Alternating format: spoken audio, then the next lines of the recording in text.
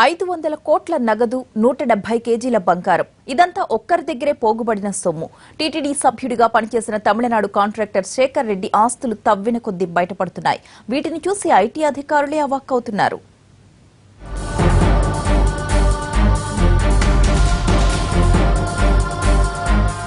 Chennai contractor Shekhar Reddy ఇంట్లో తనిఖీలు జరిపిన కొద్దీ నగదు బంగారం బయటపడుతున్నాయి. శేఖర్ రెడ్డి ఇంట్లో 4వ రోజు కూడా సోదాలు జరిపారు ఐటీ అధికారులు.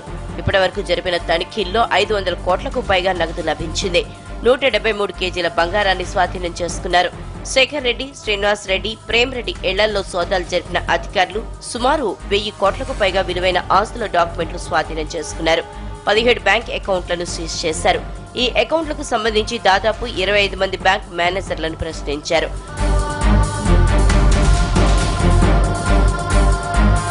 మరోవైపు శేఖర్ రెడ్డి భార్య జయశ్రీని కూడా ఐటీ అధికారులు విచారించారు.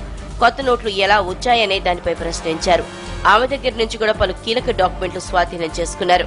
అలాగే బినామీ ఆస్తుల వివరాలపైన ఆరా తీశారు. శేఖర్ రెడ్డి కేసులో సీబీఐతో పాటు ఈడీ కూడా రంగంలోకి దిగింది.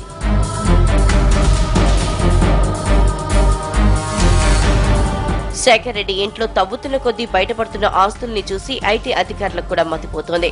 1 కాదు 10 కాదు, ఏకంగా 500 కోట్లకు పైనే ఉంది శేఖర్ రెడ్డి పోగేసిన డబ్బు. చిన్న వ్యవహారంలా బయటకొచ్చిన శేఖర్ రెడ్డి బుదంతల్లో వెతుకుతున్న కొద్దీ నగదు బయటపడుతూనే ఉంది. అవి ఇళ్ల ఖజానాలా నా అనుమానం కలిగే పరిస్థితి.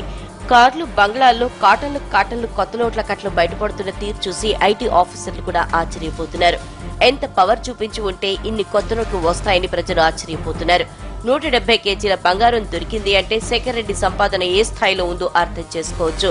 100 కోట్లు పెట్టి కూతురు పెళ్లి చేసిన గాలి జనార్దన్ రెడ్డిని తలదన్నుతున్న శేఖర్ రెడ్డి నోట్ల కట్ల వ్యవహారం దేశంలో ఎన్నెన్ని కోట్ల అక్రమ సంపాదన పోగుబడి ఉందో చెప్పకనే చెప్తోంది.